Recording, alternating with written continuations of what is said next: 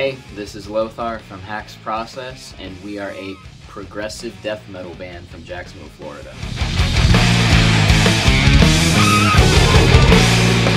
Well, I'm sure as most people know, it's the same name as an Opeth song, which is a Swedish word for witch trial. When we were picking the band name, we wrote down a bunch of names on slips of paper and then put them in like a cardboard box, and then we pulled out the slips of paper at random, hung them up on the wall, and then started taking them off the wall one by one until we only had one left. Haxprocess wasn't the one we picked during that though. I believe we picked Nepenthe, which funnily enough is an Opeth song from that same album. But then thinking about it for a few weeks, we decided we liked Haxprocess more, and that's the name that stuck.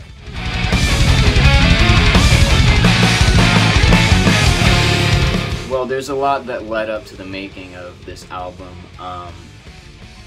The band as a whole started off in a very different style of more modern progressive music, but as I listened to even more music and all kinds of different genres and started playing my first shows too, I quickly grew tired of that scene and found what I really wanted to do was write more death metal music, but with a very progressive twist on it, which is something that has been done plenty of times, but I had my own way that I wanted to do it. And so I started writing these songs when I was 17, finished them when I was 18, and they weren't very... Some of them were very spontaneous, but there were others that used riffs I had written like 3 years ago and like had sections that were from really old songs.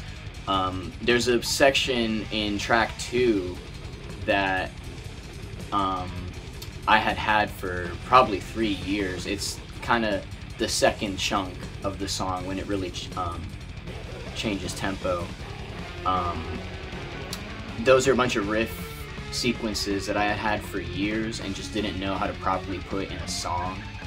And that song, with all its like pauses that would lead into a tempo change, it was just the perfect spot to put that stuff in. So there was a lot of stuff like that for the writing of the album.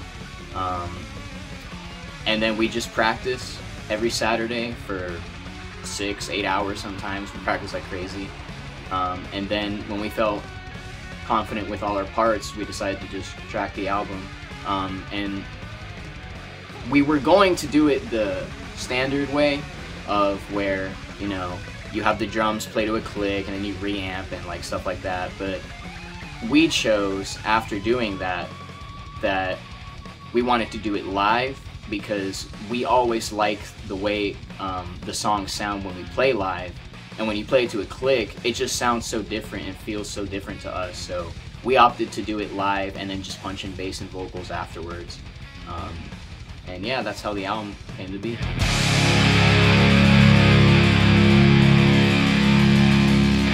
Well, what's funny is I've had a few people that think our album is like a concept album where all the lyrics are like tell the same story. But it's really not. Every song has a different lyrical theme. The middle of the album kind of deals with that cosmic, spacey, Egypt-y stuff. So that's why we chose to model the artwork like that. But it's not a concept album. Track 1 talks about people that backstab you and just use you for their own personal gain. Track 4 is just satanic nonsense. And then track 5 has more of like a Swedish Black Death vibe, so I wanted the lyrics to also be like that. And those lyrics are very like, you know, I'm so cold and lonely and all that black metal tropes and stuff. So, I don't know. Lyrics really aren't my favorite thing to write, so I just kind of wrote stuff that I felt service the songs, and some of the songs are vastly different from some of the other ones, and the lyrical themes also ended up being that way.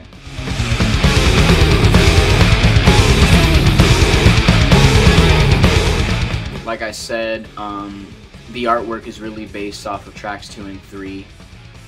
which I kind of feel is the centerpiece of the album. When we play live, we always play track 2 and 3 back to back as one massive 18-minute song. So I felt that it would make sense that if the artwork is going to deal with themes from the lyrics, it would be from those 2 songs. What shocked me is the process of trying to get artwork done. We always thought that would be one of the easier sides, because I'm very new to all this. I'm just 19 years old. I'm just really a kid just making music. I thought that trying to get the mixing done would be the real nightmare, but that wasn't so bad. Trying to get an artist, it took us months, and we contacted a bunch of people, never heard back and stuff, but finally we landed on Mark Cooper, who I have friends who they've gotten artwork done by him, and he did a fantastic job doing the artwork. Listened to everything I said, really knows what he's doing, did it very quickly too, and it just turned out great. It's seriously one of the best parts of the whole thing, is that artwork.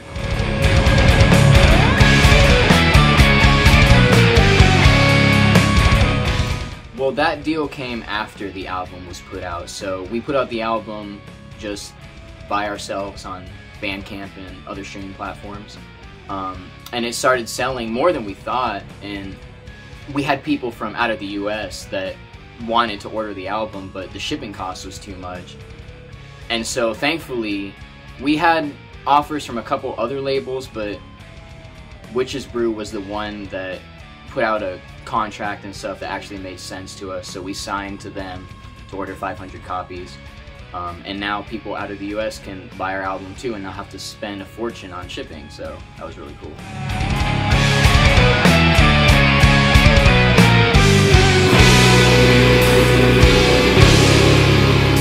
The world has changed.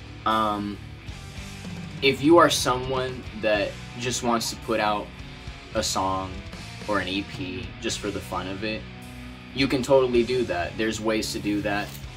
DistroKid, you just pay 20 bucks a year and you can put your stuff on every streaming platform. So if all you want to do is put art out there, you can totally do that and you don't need a label. If you're serious about really making it, playing this type of music, it is not possible to do it without the aid of a label. You just won't get it done.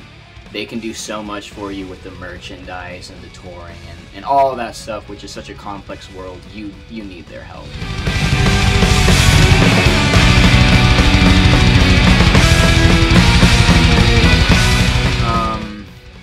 I believe the very first death metal song I ever heard was Flesh and the Power It Holds by Death. I'm trying to remember exactly how I stumbled across that one. Death is obviously a very well-known band, but I think it was just in the YouTube recommendations for something that I was watching, and I thought the song title was cool, the artwork was weird, the band's called Death, so it's gotta be brutal. And when I listened to it, obviously it was heavy, but I was really shocked by how technical it was, because this was back in like the 7th grade or 8th grade or something, and I kind of had this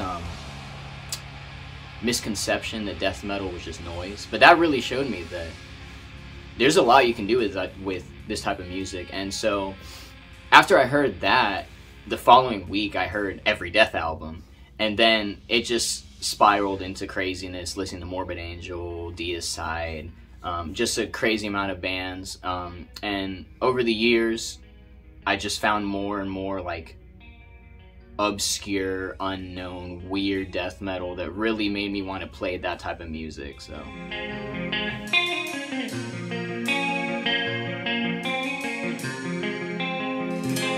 I mean, there's so many things, but thinking as a local band, I would have to say, like, just all these people that they don't want to work with you, they just want to screw you over to make a buck, which doesn't make sense to me, because death metal is such a niche market, when you look at like pop music or rap music and then you look at death metal music, I mean, it's just true that the numbers that rap gets is so much more than death metal.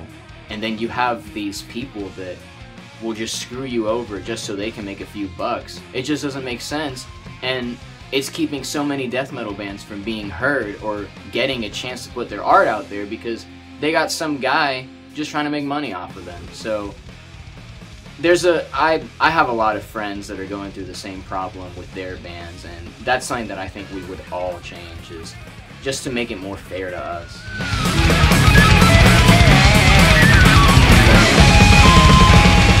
No, not really. I mean, the truth is we haven't played live that much. We've never been on a proper tour. Every show we've ever played has just been like a local one or something we set up. I mean, it's a cliche answer, but our first show, I think every band's first show is usually pretty bad. Ours wasn't very good at all. Our old bass player whacked my guitar out of tune for one of the songs, and it was pretty weird. But we haven't had anything terrible like an amp crap out or a drum head break. We haven't had stuff like that. Most of our shows have been pretty fine.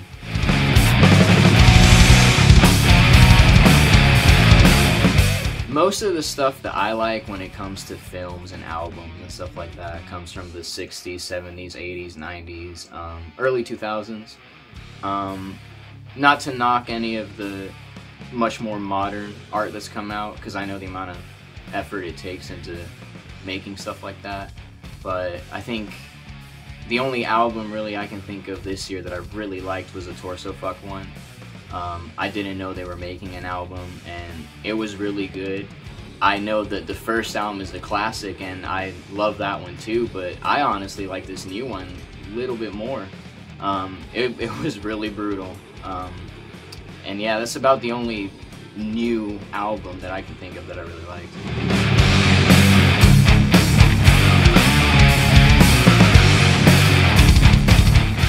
So personally, I think death metal right now is in a similar place that it was in the late 90s, where you had this new metal stuff that was really big, and then no one really knew what the future of death metal was. And I don't think new metal is really that big right now. I'm sure there's some bands that are doing that and they're doing fine, but that's not really what I mean. What I mean is that there's so many different styles of death metal right now that are all about the same level of popularity, but they're very different from each other. So you have, for example, the maggot stomp sound versus the more techie cosmic stuff. Completely different, but I would say they're both on the same level in terms of popularity. And so I just think there's a lot of bands that are really playing with what you can do with death metal, and I think the future is very unknown, just like it was in the 90s. And I think within the next decade you're gonna see the future become more solid. So we just have to wait and see.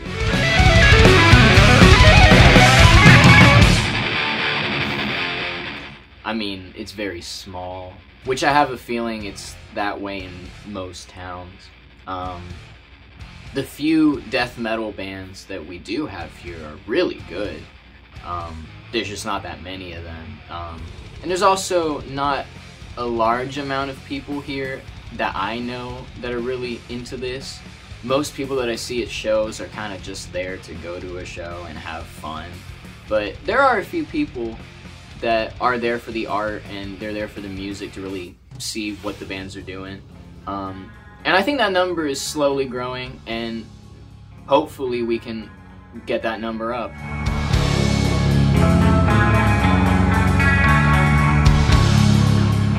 Jeez.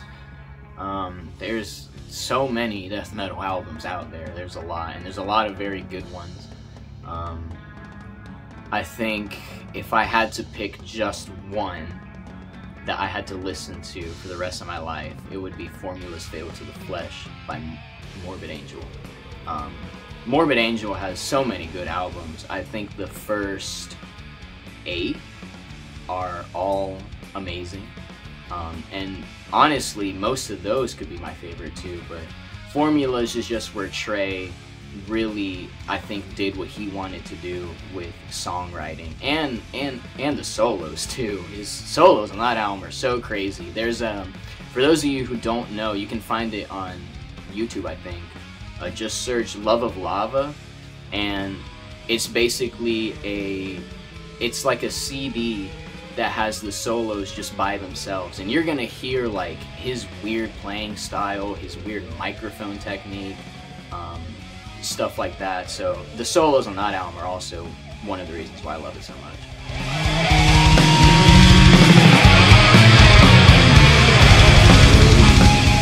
So we're working on a new album now.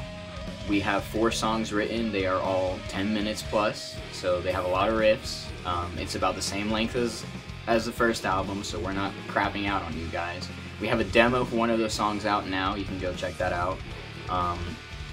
We would like to be able to get on a label to put this album out, but we don't know what the future holds, but that would be awesome.